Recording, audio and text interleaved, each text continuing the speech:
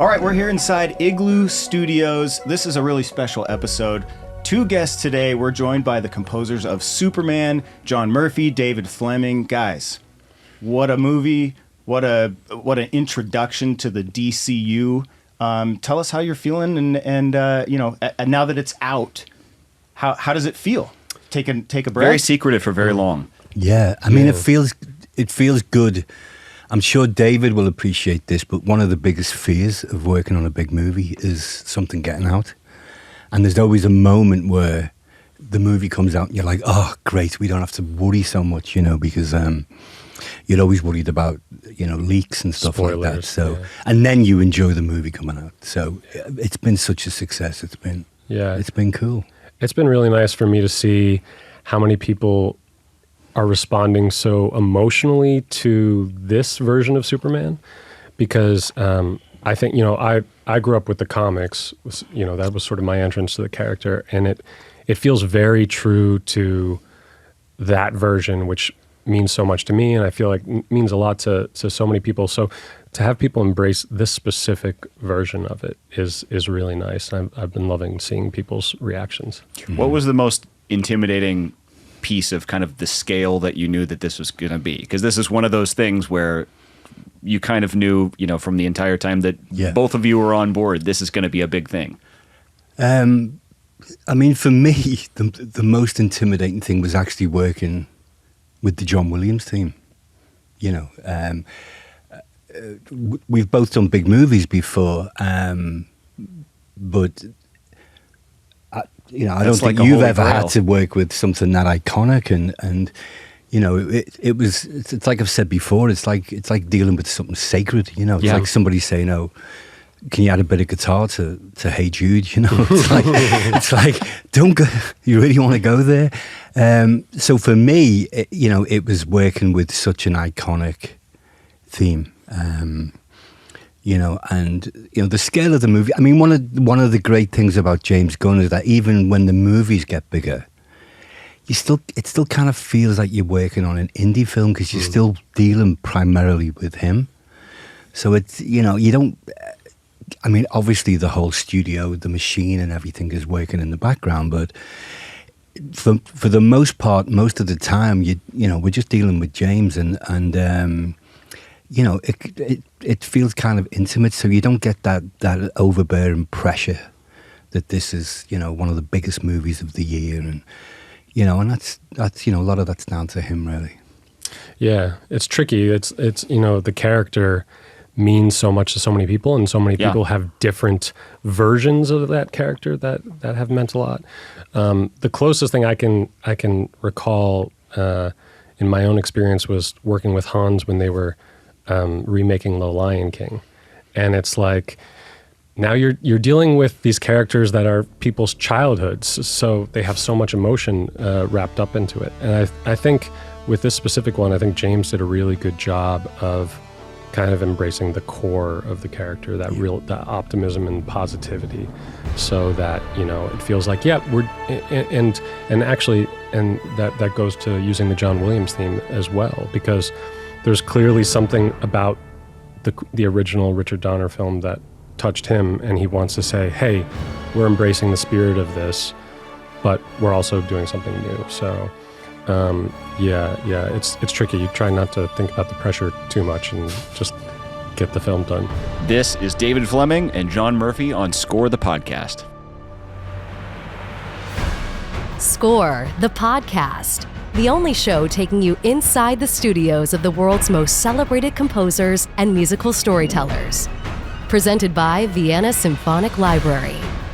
Here are your hosts, Kenny Holmes and Matt Schrader. What's up, guys? I'm Kenny Holmes. I'm Matt Schrader. And this is Score the Podcast, presented by Vienna Symphonic Library. We'll be right back with our interview with David Fleming and John Murphy, which, by the way... Cool. This Pretty is cool. This is the first time they've been in the room together. They did a lot of stuff remote. Of course, this is the new kind of James Gunn era of DC. So a lot of new things happening. And to have them in the same room together, even after all the press junkets and everything, Very, very cool opportunity. So a lot to come with that interview. Stick around. But before we get to that, we want to remind you, of course, about our awesome sponsor, Vienna Symphonic Library, maker of all sorts of orchestral tools and samples to elevate your music from home and simulate like you're right there in the city of music. Yes, and one of those packages we've been talking about is one of their newest ones, Synchron Stage Reverb. It lets you place any audio signal, it could be an instrument, it could be anything, on their legendary stage, the same stage where all these famous films and TV shows have been recorded, including some that David Fleming has worked on. Blue Planet 2, The Unforgivable. Yep. Those done there, and you can now do that using this tool, Synchron Stage Reverb. You don't have to be an expert in it. You don't have to have much experience in it at all to get started. Start to tinker around, really find a cool sound with your music. That's the cool thing about the VSL packages. They have all the instrument libraries, but also these engineering tricks to really dial in your sound. So not only are you using instruments to make it sound just like you're on the stage, but then the post stuff. That's what really elevates it to the next level. And don't just take our word for it. You can go to vsl.co.at right now. There's demos for all of their packages, including Synchron Stage Reverb. You can try these Try it out. See if you like it. And the prices are always really affordable, which is great too. Because, if you're up and coming or you're dabbling, you may not have a huge budget for these things. So this is a great way to try them out, see if you like it. And sometimes they have pretty good sales. Yeah, there might be a promo over there right now. Go check it out. On Synchron Stage Reverb. So yeah, do check it out, vsl.co.at. And thanks to them for sponsoring this show. Yeah, and let's get back to it, I think. We have a super interview to get to. I'm so sorry, dude. I'm just going to go.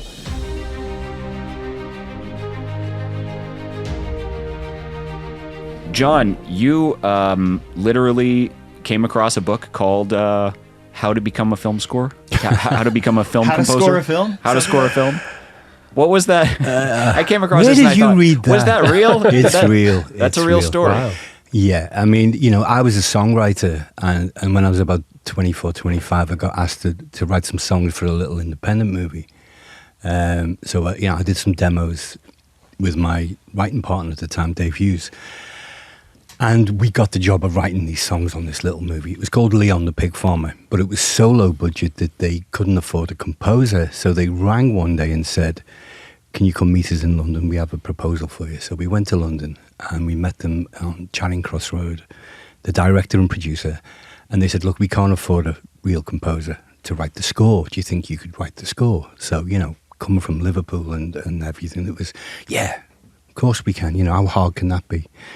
So we convinced them that we could do it, and then they went, "Great, now you're the composers on the movie." So, and then they left. So Charing Cross Road is famous for having a lot of, film bookstores. So we came out the cafe, and literally next door was a film bookshop. And we went right in, and as soon as I walked in, I went to one shelf and it said "How to Write a Film Score." Okay. So I bought the book, and I said to Dave, "We'll read it on the way back to Liverpool and we'll be fine. We'll know how to do it." We'll be film then." composers. And so it's a true story. The funny thing is, we ended up just getting drunk on the train. We didn't even read the book. Maybe I should have read the book. And I might have been a better film composer, but we ended up going back, and the book is at my mum's house, I think, now. But yeah, I did buy the book, and sadly, maybe I should have read it, but I didn't. As long as it's on a shelf in your studio, that's all that matters. It was literally like called "How to Write a Film Score." It was like one of them I wonder serendipitous things. who wrote the book. I can't remember. It was like Gotta be 30 years ago, I just know I never read it. And David, on the flip side, you won a competition that kind of pushed you into this world, right? Yeah, I mean, I always wanted to be in this world, but I grew up in New York and didn't know exactly how that would happen. But in fact, when I entered the competition, I was interning at like a post house in New York and making ringtones, which that kind of thing doesn't even exist anymore. But yeah, so I won this BMI competition to come out here and work with Mike Post. And before I'd come out, I'd found out about Remote Control Productions, Hans's studio. And I was like, I'd love to end up there someday. and because of Hans. Because of Hans, but also because I had heard about this, a little similar to, John picking up that book. I had heard about that there was like a campus of film composers. And I had no real experience working on film. So I just thought, well, that's the place to learn. That's obviously Hans is there, but there was a lot of other composers that were, I was interested in being around.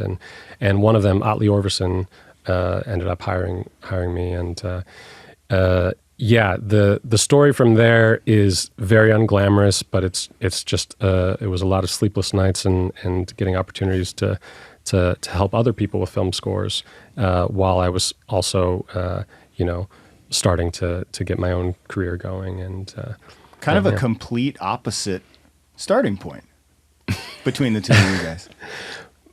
Maybe. Yeah, well, maybe, but I mean, I think what's similar is that we both wanted to do it, and I think when you first start writing music to film, it's kind of mind blowing, and you make a decision very early on that this is what I'm going to do. Yeah. If I can hang in there,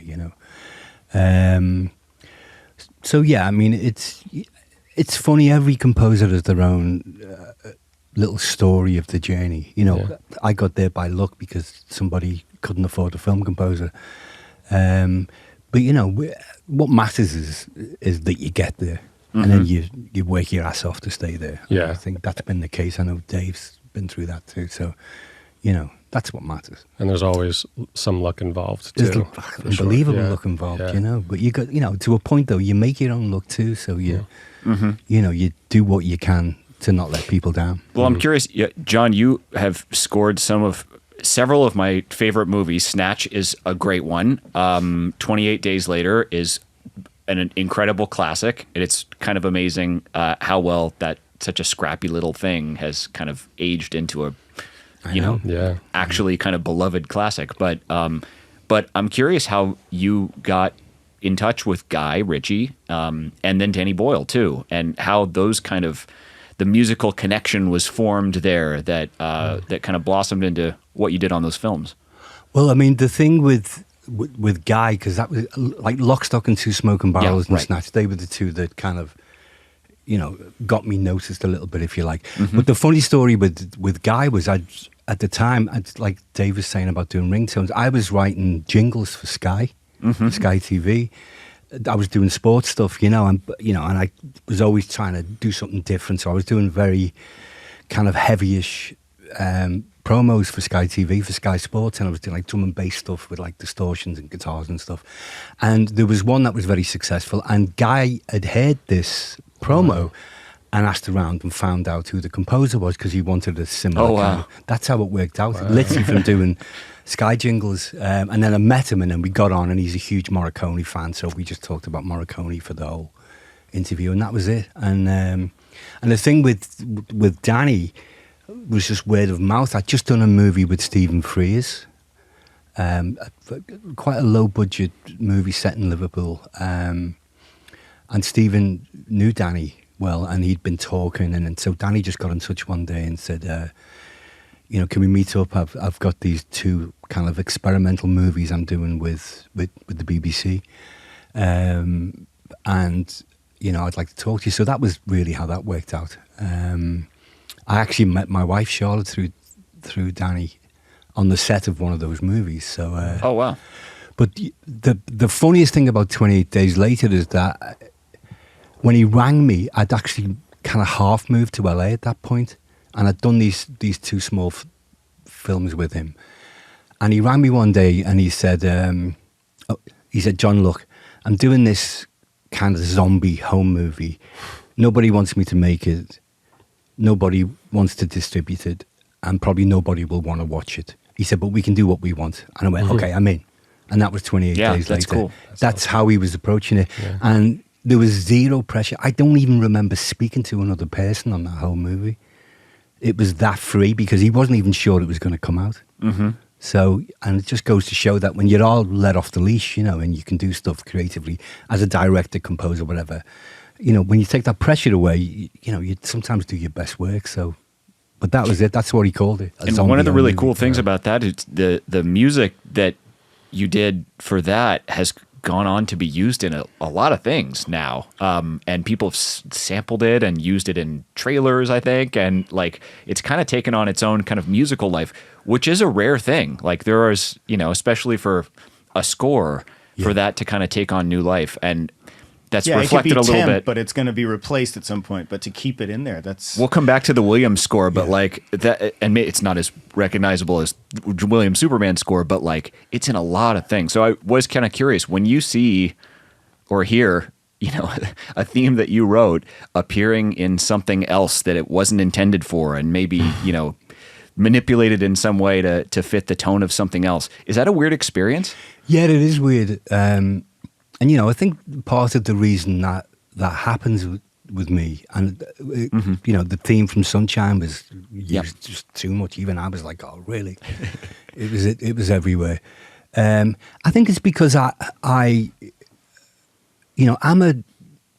songwriter who grew up in being in bands. So I think the way I naturally write, I try to be unorchestral with a lot of my writing. I try to just write from riffs and themes and do it that way. And I think when you write in that way, I think it becomes easier to be translatable. Whereas if you wrote in a very specific orchestral way, it's more hooky.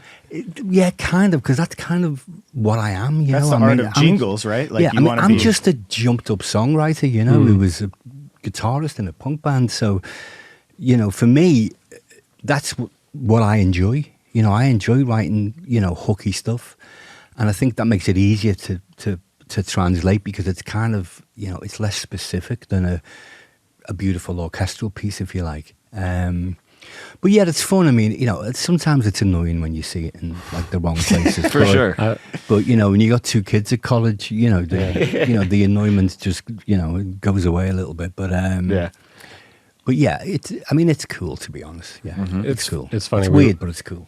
We were talking about the Adagio from Sunshine because I tried unsuccessfully to replace it in a film, and we were talking, and you were telling me about, your original version of that piece was so much weirder in the production of it, and the one we know is sort of the safer version. Yeah. But I was saying, obviously, I'm interested in hearing the weird version, but probably that lent itself to have all those that second life, third life, fourth life over For time. sure. Yeah. Because the original version, it was more like a trance track.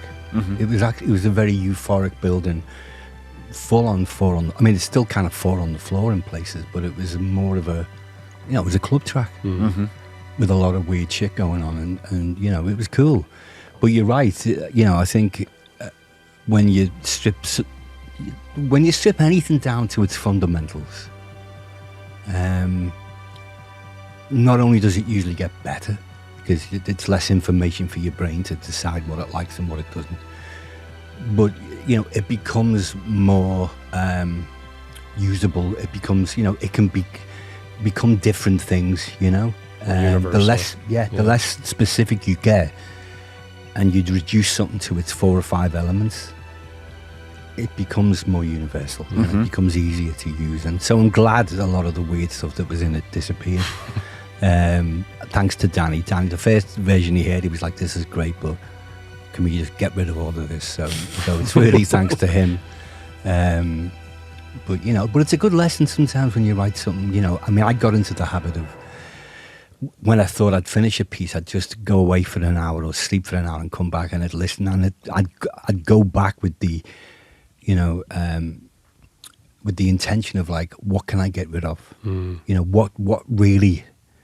What's coasting here? Which parts are just kind of making it louder in that bit rather than better? And it's a good discipline to have if you have time to just try to reduce things to its kind of, so each part is of its own essence, and the little kind of understand the fundamentals again. Yeah, you get to the fundamentals again, and all the little decoration and stuff you just, you try to get rid of.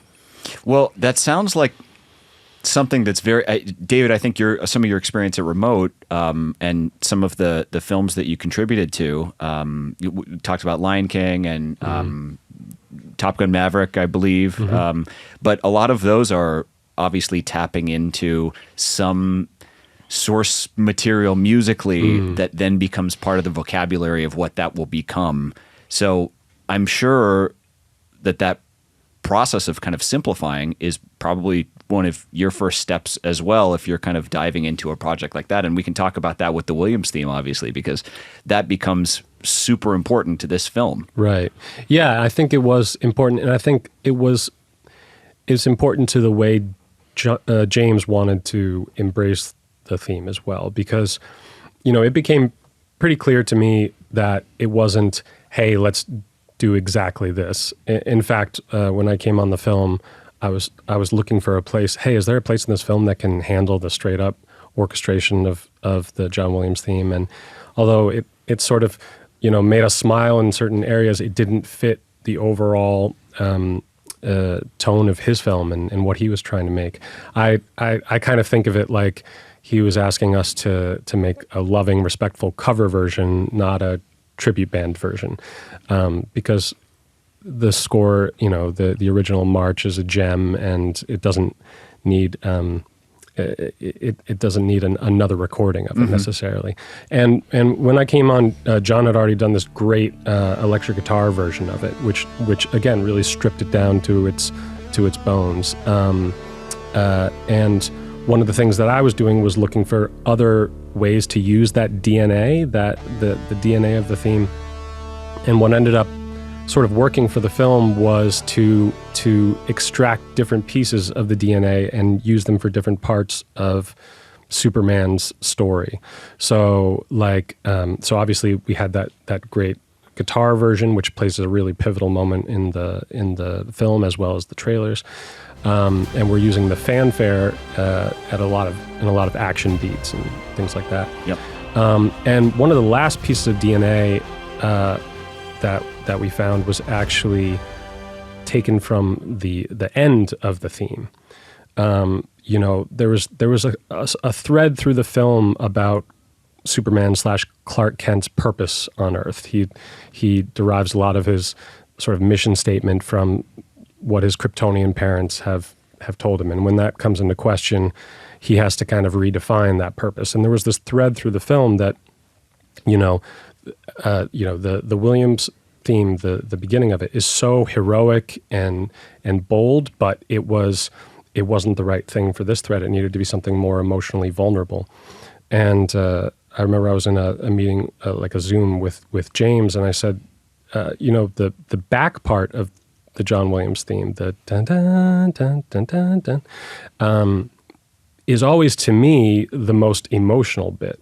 Like the beginning, the part that we usually hum is straight up golden age heroism, and is so part of the iconography of the character. But that back half has this emotional pull, and I started kind of playing it slowly over some different chords, and it felt like you're saying, we're simplifying it, but looking for something inherent to it, some hopefulness that kind of unlocks something, I think, for James's version of Superman and David's portrayal that's a little more vulnerable, a little more emotional, a little more human, and sort of cutting through the iconography, but still using that DNA. And John, I know you were the first kind of musical person on board, I think, with James talking through this very early, right? In like early 2024, if I read that correctly, or maybe before that. It might have even been before that. I mean, the way James works is very unique, and this isn't just with me. He worked this way with Tyler before me, Tyler Bates. He likes to have the themes in place before he starts shooting, or at least certain themes before he starts to shoot. And those themes, are they suites that he likes to work with? Well, they're just kind of rough. Okay. They're not suites. No, they're kind of rough segments that could be useful for the shooting. And he kind of sifts through all this stuff and goes, "Oh, this could work for that, and this could work for that." So, as a whole, it may be called a suite, but I never think of it as that. It's more giving him, sort of tones to work with. Mm-hmm. So that's the way we did the Suicide Squad and Guardians 3. So, it was the same situation with this. We had conversations and I worked on some of the themes, the love theme, the Luther theme, one of the Luther themes, and various different things. And then when he feels like he's got what he needs, then, he goes away and shoots it. And so there's a break, and then it kicks back in for me when he's got a version that he's happy to show me. I was going to say, when we talked with Tyler Bates on the first season of this podcast, and he mentioned how James wanted the music beforehand, and specifically Chris Pratt loved shooting James Gunn style because they would put earbuds in the actors' ears on set and let them experience the score. Was that the case with this film? Yeah, I think so. Yeah, I mean, sometimes it'll be played. I'm not sure if the actors have the earbuds, but I know for a fact he was playing some of the stuff on speakers on set, which he likes to do because it vibes the actors up. But sometimes, he'll just have it in his own, he'll have his own earpiece, and it helps him get the speed of the scene right. The speed of the camera. It helps him because sometimes if you know what the theme is going to be, like the love theme, then you can slow the actors down a little because you know that they don't have to fill in spaces that the music is going to suggest. And it's an incredible way to work. I mean, I'm surprised that more directors don't do that. So it's it's an interesting way, and I believe Ennio Morricone used to write the themes from the script too. So for me, it's a more pure way of composing for film because people say, we do these panels and stuff, and people talk about so I want to ask you about scoring to picture, scoring. That's not what we do. Film composers don't score to picture. We score to story. Yeah. That's what we do. The picture is just another version of the story. So when you're trusted or you're given a script to work with, it's like you're doing your job in its purest form because you're not worrying about, I've got to make that cut or the spaceship hits the planet on this in 3. You know what I mean? You're not being restricted. You're actually just composing purely to story because, a page is supposed to be, a minute film, but it's not really. You can just work more intuitively, I think. It kind of gives it its own identity too, right? Because then you're not coming to the edit with temp music because you've already got something to work with that was written for this, with this in mind, and it gives it its own kind of vibe from the get-go, right? Yeah, I mean, and, sometimes it works and sometimes it doesn't. I was going to say, what sticks? How much of it sticks? I mean, with James, it's usually quite a lot, more than I ever expect. I think if half of this stuff stays, then great. But sometimes it doesn't. Sometimes it does. It just depends, And sometimes I see something to picture, and I'm like, I've got to fix that, or I've got to change that. So you've just got to, work intuitively from the script, and then just see what's left when you see the first version of the movie. You just got, it's like everything with this job. You just got, it changes by the day. Everything just changes. You might be sure about something one day, and then you see your favorite theme up against the moment that's supposed to be its ultimate, and you're like, it's horrible. I've got to, fix that. So you just got to be able to swivel quickly, And so, at what point in the process, David, you came in? This is obviously a massive project, and James is recreating a new universe. There's a lot of pressure, a lot riding on all this. Mm-hmm. You come in. What was the discussion? What was the role? And how did we? Obviously, when you're doing art, like there's different visions. So it's probably a challenge to come in and jump in and work alongside somebody. Yeah, but I mean that's a pretty great challenge in this case. And like I said, John, and he intimated. In addition to, things like that great electric guitar version of the Superman theme, he had done this great Lois theme, Lois and Clark theme, and Lex stuff. So there's a lot of stuff figured out. And Superman is one of these like you said, the scope is huge, and you're going to need a lot of music. You're going to need to tackle it from a lot of different angles. And I think that that was the thought of like, let's I've worked alongside a lot of other composers, in addition to John. I've worked with Gustavo Santaolalla and Hans, of course. So it's a process that I'm familiar with, and yeah, you're building alongside somebody else, and I think sometimes that ends up resulting in surprises that you wouldn't have thought of, and sure, yeah. And especially with something like I said with Superman, James wanted to use the Williams DNA. It helped that we both had different takes on that character, and then also there were lots of other characters that needed defining. Like, for instance, one of the first things that I worked on when I came on was the Daily Planet stuff, which actually wasn't even temped at that point. They were just dry scenes, and I thought, hey, there's an opportunity to inject a different kind of energy and momentum. If that's not superhero energy, that's intrepid reporter energy, and let Lois have her investigative storyline throughout the film. So things like that, the Justice Gang and Crypto, and so there's it's Superman, but it's still a James Gunn film. So there's all these colorful characters, which is what's great about it.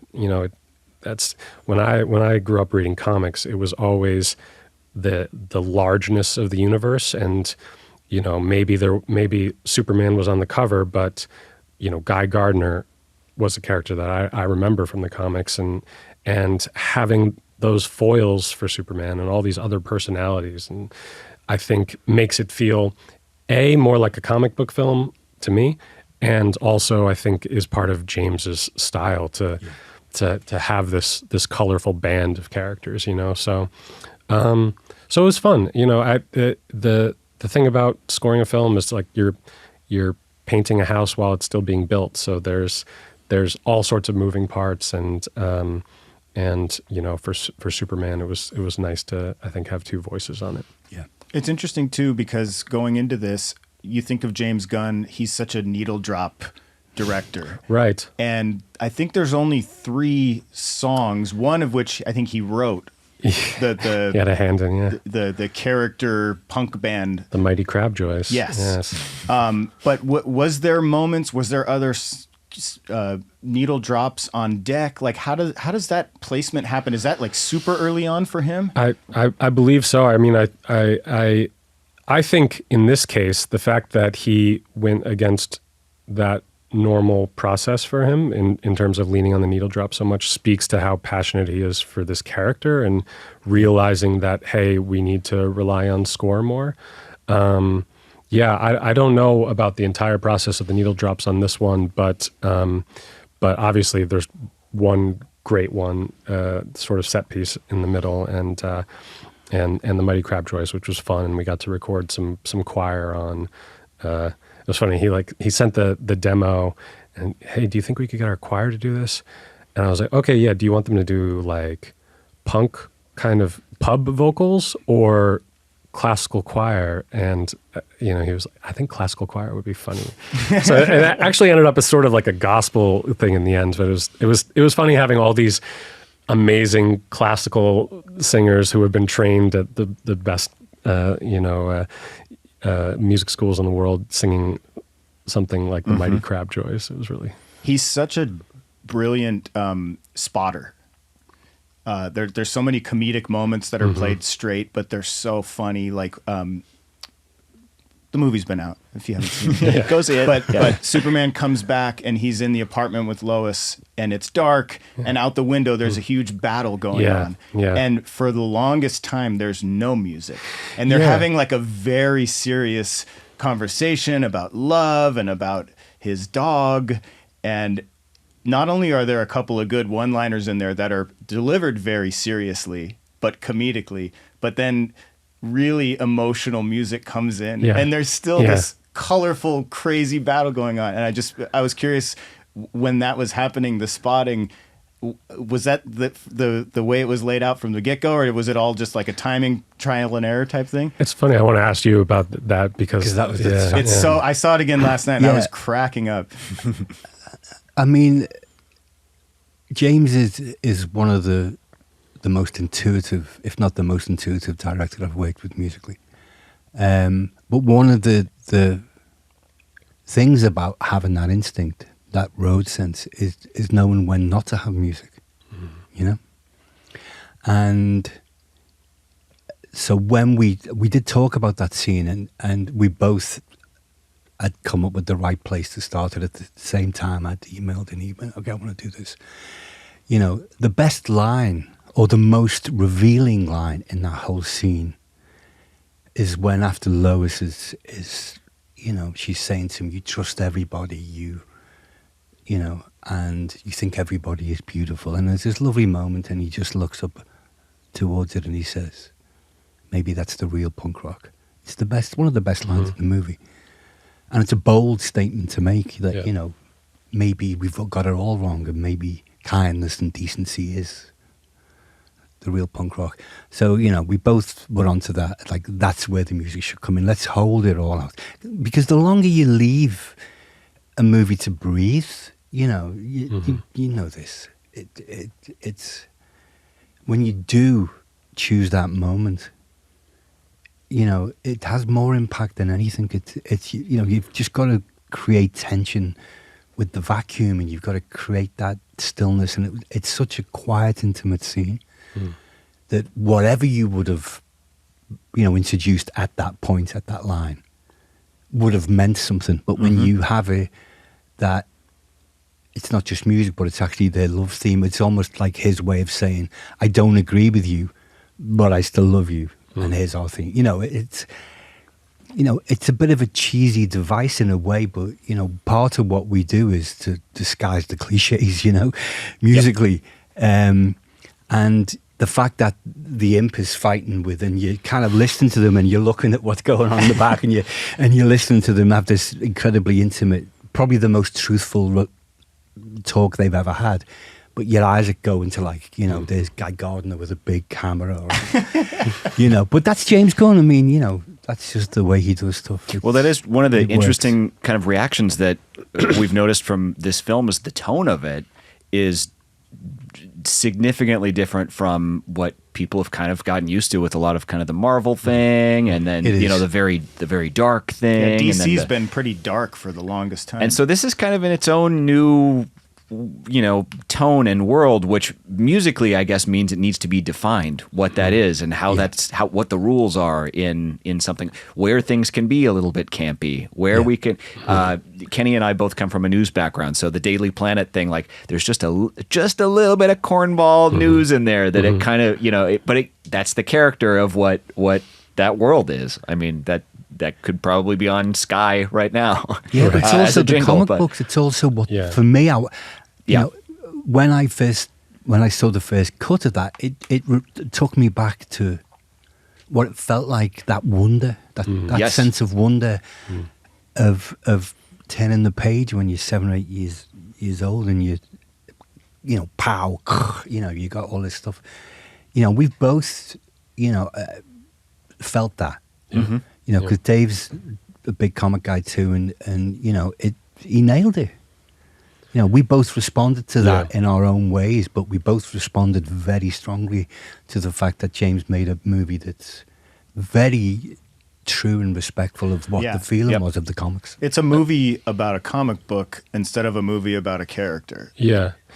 The other thing that's interesting is, you know, for, like John says, I grew up with comic books, and when that comic book movie boom started happening, I couldn't believe it. It was amazing. But it's become so much of a genre, and it was interesting to feel like, oh, this is not referencing the comic book movie genre. This is referencing the original source material. And to go back to what John was saying about, you know, the real punk rock thing, the putting Superman in, framing him like that, I thought was really, really bold, because, you know, it is a tricky character. Everything every other comic book character has gotten gritty and edgy or ironic or sarcastic. And, by doubling down and saying, no, this is the core of the character. He is, true and honest and optimistic. And we're not going to shy away from that.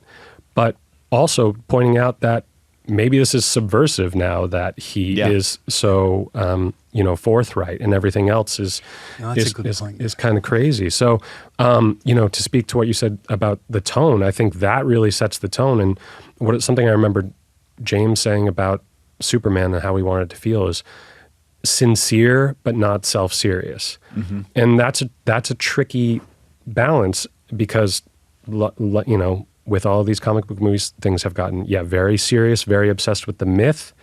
And I think he was more interested in the man at the center of the myth, which, is more vulnerable, and it is a different take. And I think, kind of exciting. How long into the process did you come in? I saw something, and I don't know if this is a true report, but I read something that said you had like a couple weeks to write stuff. I don't know. What you heard was probably an exaggeration, but it wasn't a lot of time. But I've had that happen before, and it was great to be working alongside John to make sure that we can get the whole thing done. The amazing thing about this was that at the end of the day, you're making a Superman movie. So all of that push, that big push, you're going to record with these amazing musicians in Los Angeles, and I think I can't remember how many players we had, but an incredible choir, incredible strings and brass. So, and as I've probably talked to you guys about before, about other projects, sometimes a controlled schedule, there's not as much second guessing. And it's just and just got to get it done. It presents a clarity. So, I think the one drawback for that for both of us is that we never got to get in a room together and kind of jam there's one track on the album that's the closest thing to a collaboration, this Metropolis track where John did this really cool guitar thing, and I kind of built orchestra off of that. But it's always, when you get into that part of a project, whether you're just coming in or whether you're finishing the project, that last part where you're getting the film done is a really kind of banding together process. Yeah, because pressure's on. Yeah. Pressure's on. So, was there ever a meeting with John Williams? Was there, or going through any archival stuff? Did you get to see anything cool or have access to any of the old stuff? No, I mean, it was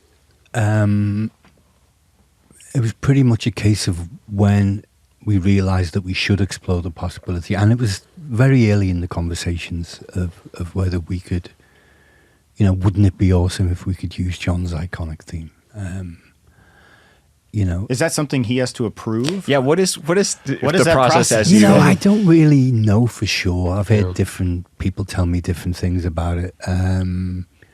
But, there's so much respect for John Williams that I think whether he would legally have to approve is irrelevant. I think people would want to get his blessing. So that must have happened. And frankly, if you had just completely blown it on this film using his theme, you would know pretty quickly from people. I'm pretty sure that a lot I of would people know that about it. You'd be in hiding. Yeah, I mean, I was worried enough about doing the Hendrix Star Spangled Banner guitar version. I was like, oh God, am I going to go to composer hell for this? Yeah. That this is me. a candidate for composer hell. Screwing up by John Williams' sure. theme. Listen, it's he's the one composer we all love. But there was no digging into archives. I think because the idea was to like Dave says, take the DNA and then see what we can do with it in the context of James's film. That we didn't have to dig into archives. It was just a case of, okay, that's clearly the motif. That's the B section. That's the, and it's interesting that we both use different parts of that theme. So rich. It's such a rich theme. It takes away the burden of it just being the one motif throughout the film, and I love some of the ways that Dave used that B section with the major 7. It's beautiful. So, you know, it was good that there were different takes on this, because every composer would interpret it differently, even though you would think on the face of it, it's a simple theme. That's why it's so open to interpretation, because it's got all the bones there, but it can go this way. And, you know, in the very early versions, you know, there was an ethereal version, there was a big gothic bombastic version, there was a doom version, there was even a punk version at one point, you know, and then I would have gone to composer hell for that if I'd done the punk version. Yes, you would, yeah, without a shadow. So, you know, but that's a testament to what I would call a proper theme, which is, you know, John Williams. Yeah. One of the unique things about this project too, you don't normally get your music in the trailer, but was that was the opening cue, right? In the trailer? It was one of the demos, yeah, and I was shocked because I just people went nuts. Well, when that came out. I went nuts because I went, oh my God, they can't use that, you know, because I just got the call to say, you know, the Moxon people have put together a trailer. Can you record it with the orchestra next week? And I'm like, yeah, if it's next week, we can get it to our orchestrator, fine. So send it over. When they sent it over, and the first thing I heard was the, you know, down, down, down, or whatever the thing is, you know. And I was like, oh my God, I'm dead in the water here. And because this would have been the first that the world would have heard of the new whole Superman. This would have been the first music. And I was like, no, please no. But I was so entranced with the trailer that by the end of it, and of course it goes into the big orchestral section, that by the end of it, me terror from hearing my, you know, sort of Hendrixy thing, was just blown away with how excited I was as a fan to go, oh my God, they're making a new Superman movie, you know. I'd kind of forgotten that I was involved in it. Yeah. And by the end of it, I was like, oh my God, if people feel anything like what I just felt right then, this is going to be something special. Something. And I thought, well, maybe they know what they're doing with this music. And I was still nervous. Yeah. But, you know, but it worked. And I mean, it's the beauty of it being in the style of going back to the source, you know, of it being like a comic book, you know, the sensibility and that feeling is that, you know, at least it showed that we were going to have fun with it, and we were going to try things out, and it, you know, it wasn't going to be too dark, and it wasn't. So maybe they knew what they were talking about. But yeah, I did get a shock the first time. How long was the wait from when you recorded that, I guess, and put that together for the trailer, and when you actually got to see the world react to the trailer? It was fast. I mean, these things go quick, you know. From actually recording the trailer, I think it was like the next week. Was it really? Wow. Yeah, okay. It's, I mean, so you didn't have to stress too long. No, when we get the call, it's like you know, things happen fast. I think it was like that. Yeah, it was the next week. When was the guitar decided on? Because I love the score. And we talked about this theme of punk rock, and there's this film is very rock and roll. And as you get through it, the Superman theme, it gets bigger and it gets more rock and roll. And it's all kind of surrounding this guitar. It starts with a guitar. When was guitar decided as this is how we're going to sort of anchor the score? Well, I'm not sure it anchors the score because there's a lot of elements to the score. But, you know, what it did was put a focus on that kind of moment, you know, because it's very American. And, you know, the raising of the flag and the whole patriotism, you know, it evokes a lot of feelings. So, you know, it did feel appropriate for that moment just off the script. But you never know I mean, I always think everything I do is, you know, could be cheesy or is it cool, you know, I agonize over this stuff. But, you know, as soon as James was cool with it, you know, I just forgot about it. I went, well, okay, well, if he's prepared to take the chance. Did you bring that to him? Yeah, I tried it, and it's crazy because I was actually just sitting there with the guitar waiting to record a different track. And as I'm waiting for Tyler to get a headphone mix, I was just noodling, you know, and I noodled a theme, and it made me smile because I thought, my God, even on a gold top through an AC-15, it still sounds like that theme. you know. And then at the end of it, I thought, you know, could I do a version? So it was like, it was by accident. And then, you know, I did it and I thought, let's just send it to James. If I can't send something like this to James Gunn, I can't send it to anybody, you know. So, and he was cool. He was okay with it. But yeah, it was never meant to be in the trailer. Were you writing anything on, is it Ned Flanders, your trusty steed? Where did all these secrets coming from? Oh my God. There's a video out there of you playing on a crazy looking guitar, but is that something you still use to kind of noodle ideas? Yeah, I write most of my stuff on Ned Flanders, yeah. Just Dave's looking at me. I'm okay, very Ned curious. Flanders Hi, diddly eye, John. Yeah. It's a Martin, but it's like a plastic Martin. And it's miniaturized. It's even smaller than a parlor guitar. But it's made of like this strange plastic. And because it's so crap,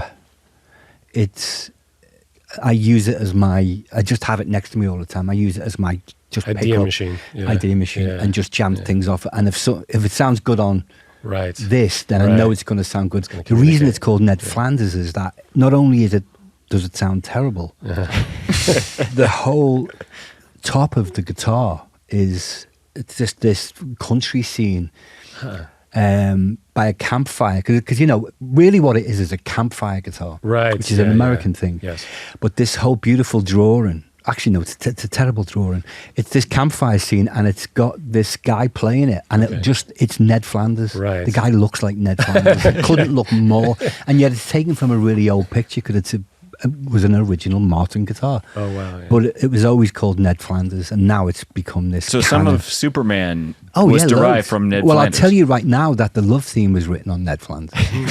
It was, you know, that little filtered Sia roast type thing that was on Ned Flanders. But you know, it's because I'm a guitarist. If I have an idea, I very rarely run to the piano. Right. If I have an idea, my arm will go this way, and there's Ned. And I'll grab Ned and then I'll do it that way, you know. So, but yeah, Ned's the iconic Ned Flanders. All right, I have a controversial subject to ask you guys about because James Gunn talked about the squirrel rescue scene not testing well. It got pulled from the film, and then against the wishes of a lot of the production crew, he put it back in. So, two questions. Number one, was that scored by you and then pulled? Or did you do it after? And two, where do you guys fall on Squirrelgate? That was Dave. Squirrelgate. We're getting into the heavy stuff. Yeah, I just became aware of Squirrelgate and how serious the talk has gotten. Yes, I did work on that, and I'm pro Squirrel. First of all, I don't know if this is controversial here. I'm pro Squirrel, but I have scored versions of that scene with Squirrel and sans Squirrel. I see why the Squirrel is there. And what are your feelings about squirrels? Well, I don't like them because they ate our garden. They eat all my avocados, so I'm a fan of most wildlife, but like squirrels are not my favorite animals right now. So I would have. Do you think if this film didn't have crypto, that the squirrel would have even been part of it? It feels like wow, the animal. You guys have thought about this a lot. Well, I was thinking about it, and I'm like, if he wasn't such an animal lover. Because the dog is driving him crazy the whole movie. He still loves it. Here's the real answer. I think there's two things, and this is like a more serious answer than the Squirrelgate probably needs. So John mentioned the scene where they're talking and they're fighting the imp. Lois and Clark are talking in the apartment, and the punk rock being a great line. But there's another great line in that, which is when Superman he's about to leave and he's talking about the crypto, and he says, and he's not even a good dog, but he's probably out there scared somewhere. And it's like, that is unabashedly embracing Superman being this real positive, caring character. And I think Saving the Squirrel gets into that as well. I mean, the fun that James is having in that kaiju scene is basically the Justice Gang are like the perfect foils for Superman because he's got a strong moral center. He knows what he's doing. They are they've been put together. They're like the Spice Girls of superheroes. They've been put together by Max Lord, and they have no moral center. And that shows with the way they handle the, fighting the kaiju, that collateral damage is fine. If people are in danger, that's fine. And Superman the whole time is worried about, even when they're fighting the kaiju, that's not the most important thing. We got to make sure everyone's safe. So it's not just the squirrel. He saves the people. He saves the dog at the beginning. So I think it really is just showing that for him, every life is important. Yes, even a squirrel. Yeah, and that is a James theme throughout most of his films, actually. So he's being pretty consistent with that. I just think if the squirrel had at Superman's garden furniture, you would feel differently. He might have left it a bit later. Anyway, that's just me and squirrels. Do you want to get to three things? Yeah, we will do a thing when we kind of start to wrap up the show about three things. And so I want to ask you both, since we have two guests on this episode, just kind of a quick answer, maybe a reason why a composer could be living or dead who you'd love to have lunch with, maybe learn something from, maybe pick their brain about something musical. Oh, I know who. You go first. I would absolutely. So you mean a film composer? Doesn't have to be. Oh. Well, if it was just a composer, it would be Lennon, without a shadow. It would be John Lennon every day. Mm-hmm. But if it was a film composer, it would be Bernard Herrmann. Because, he was like unique in that he, was incredibly... He's a great experimenter and... He was just amazing, but like he was such an asshole at times as well. He was like very difficult to work with. Was always fighting with the studios. I just think he'd be a lot of fun. He was probably right. I'm sure he was a genius. I'm sure he was right in every single case, but he was so he wouldn't probably survive in today's Hollywood, because he was so truthful and honest and outspoken, and he was, I just always loved reading the few interviews that he did and reading about him, because he just sounds like he'd be like the coolest guy to have a few beers with and have a chat with. I think he'd be the most fun. Go on, Dave. Morricone, although I don't know if it would be the same kind of conversation. I don't know if maybe. Yeah, he was pretty acerbic.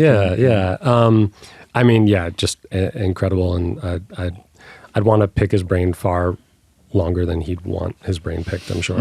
But the other one that popped into my head, and maybe this will happen sometime, is John Bryan. I've always been a huge fan of his music, and he does seem like he'd be good to have a pint with. And I just going back many years, I always loved certain things about his approach. So.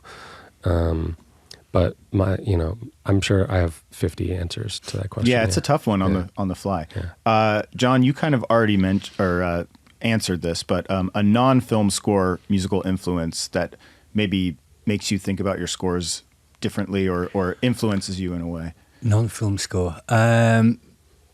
We'll eliminate the Beatles as an option because we know you're a big Beatles guy. Yeah, Lennon was the guy for me. It's hard to not bring Bach into any of these conversations because he was very unique, even in the midst of the Beethovens and Mozarts. For me, Bach would be probably the most important. But lyrically, because I love a tune, I'm a big Puccini fan too.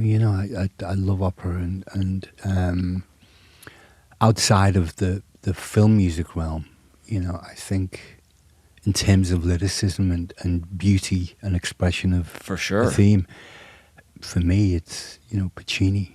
If I could ever write anything as beautiful as half of what he did, it would be amazing. So I'm going to do two answers too. Now we're establishing two answers.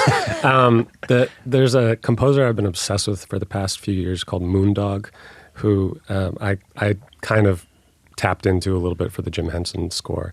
But probably like over the course of my life, Bruce Springsteen has probably is probably deeper in there than most other things. Growing up in the Northeast, it's kind of Sure. part of your DNA. Yeah. So yeah, those are two very opposite things. But Very go good. with it. Yeah. Well, last one I want to ask you both is a specific film score, not your favorite necessarily, but one that actually unlocked or opened up some thought about what a film could be, what storytelling could be, what music could do in a story. Something that kind of, I don't know, flipped your perspective or unlocked something. Again, I've got two answers, I think, for very different reasons. I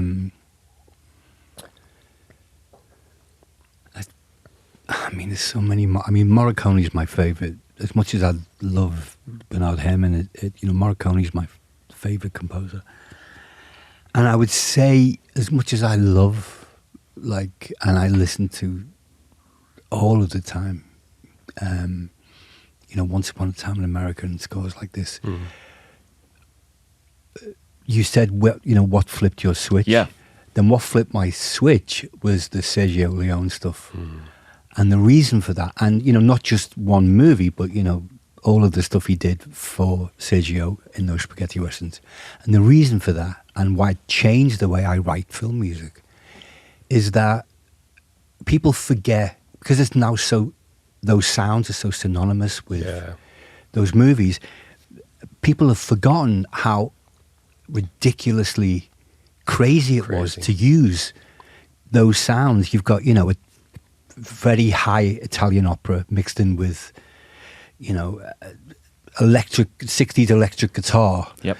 And South American percussion and flute, which has nothing to do with the time or the geography or anything of those movies. Nothing whatsoever. It's like picking three completely random elements and then jamming them together.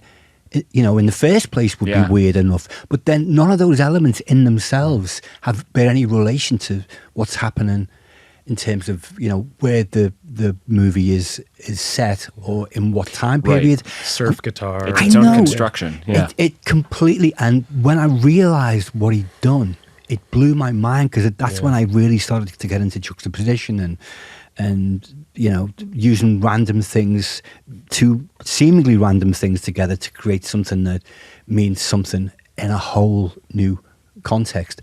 And I don't know any other composer that's done that in that way. So that to me was the flicking of the switch. That's the eureka. That was the one where I went, shit, you can actually define, you can actually control. That's cool. And come up with something that, so who says you can't have Four on the Floor and trance music in a sci-fi fiction movie, which was Sunshine? And who says that you can't have, a slow brooding guitar grungy track at the end of a zombie movie? It's like none of I'd never have had the courage to do those things, had it not been that epiphany years earlier when I realized how incredibly brave Morricone was in pulling those things together. And now we don't think about it, but at the time it must have been like, what? Well, it's almost, now it's so accepted that it's parodied. It's parodied now, yeah. But the other thing I was thinking about is that it's, because I've often think about that score, and for the same reasons, about, you're saying it had nothing to do with that time, but neither did, the Western music, the sort of Copland-esque stuff that was in vogue for that kind of movie up until then. Yeah. And I thought... now every movie is, every science fiction movie is drawn from Copland, as is every... and that's really only because, the whole frontier thing, he was all about expansion, and that's the sound of Copland. And then once science fiction movies came in, they drew from that as if we're expanding to outwards. A new frontier. Yeah. So you can, you're right, you can see where it all came from, but somebody had to do the first one. Yep. But I always think about how that score is like, even though it has nothing to do literally with the landscape, there's something about it that captures, it's expressionistic. There's something about it that the sound of it, the loneliness of the sounds, it's really, that's a mind-blowing, all of those scores, Good, Bad, and the Ugly. Probably that was the big switch for me. Yeah. Very cool. Well, I don't want to forget to mention this great venue that we're in. You guys mixed Superman here at Igloo. We did, yeah. Just great space. Yeah. I mean, is it? You guys Was have it in been this here room? together, though. This Right? exact This room? is my first time working here, but you've worked here. I've been for a long here time. since, God, I think like 2004, Right. 2005. I mixed Kick-Ass here, Sunshine, 28 Weeks Later, all of the James Gunn stuff. I mean, this actual room, I've slept on that couch right there, like so many times, you wouldn't believe. But it's just it's what's great about Igloo is that they can deal with anything, and it's like a family. You know, like when I get to this place, it's usually a good feeling for me because it means it's nearly over. Yep. And now I'm mixing. You know, it's like the responsibility can be like, oh, you get it over the line now. You know. Yep. So I love this place. You know, it's the best for me. But this was your first time, Dave. Yeah, but actually, weirdly, it felt kind of. I also felt kind of at home because it has a similar vibe to the studio I came up under, where everyone is banding together and you get it done in whatever way possible. And you know, to do a film like this requires some infrastructure and some figuring out. And Gustavo and his team have a great thing figured out here for sure. Amazing. Anything that you guys are aware of for DCU of the future? Are you guys in talks of doing anything? Obviously, Are you in trouble if you say anything? Oh, This is- Probably. completely in Yeah. trouble. this Yeah. is the beginning of a lot of things, I imagine. Do you know how John at the beginning of this said we finally at the part where we can talk about Superman? Yeah, it's probably We're going to zoom into both your faces and ask you if you know anything, and then we'll have endless analysis. No, we'd have to kill you. I mean, the journalist in us, I can hear the Daily Planet theme now, but we had to ask. Yeah. So. We're I'm glad very it's inspired you. Yeah. And spoiler alert, there is something at the end that is unsurprisingly leading to more, right? So more to come from the DC they're just universe. peering into our eyes there. Can you see this? They're like, which one's going to blink first? He nodded. He He nodded. He smiled. You guys got way too into the Daily Planet. Well, guys, again, you said you didn't even work in the same room during the film, so That was it's a really shame. special to have you both sitting in the room here Yeah, in the thanks. place that the score was mixed. This was really cool to Absolutely. chat about it, and great film. I'm sure everyone watching has already Amazing seen it. film, yeah. But we're really excited for the future of what James Gunn is doing with DC, and he's kind of the Superman of DC, I guess you could He is. say. But big shout out to Vienna Symphonic Library, as always, our sponsor for this season. And thanks again to Igloo Studios for having us here. And this has been Squirrel the Podcast. John Murphy, David Fleming, thanks so much for coming on the show, guys. Thanks, guys. Thank you, guys. Appreciate it. For more, including bonus footage from Inside Composer Studios, follow Score, the podcast, on YouTube, Instagram, TikTok, and X. This season of Score the Podcast is presented by Vienna Symphonic Library, used by many of the composers featured right here on the show. If you're looking for high-quality, sample-based virtual instruments to elevate your craft or unlock the creative potential of your music, Vienna Symphonic Library has the tools you need all in one place with the Synchron Series. Recorded on Stage A of the Vienna Synchron Stage, the Synchron Series features every orchestral instrument, pianos, choir, so much more, while innovating to create an intuitive, fully customizable software suite that puts you in control of everything you create. These are real instruments recorded and engineered by the same people recording scores for some of your favorite films and TV shows: Netflix, Disney, Marvel, Lucasfilm, Amazon, HBO, so many more. And with their flagship Synchron Duality strings, you get both the large ensemble on Stage A and the small ensemble on the drier Stage B, performing simultaneously so you can blend to create your very own unique sound. Our listeners are using it.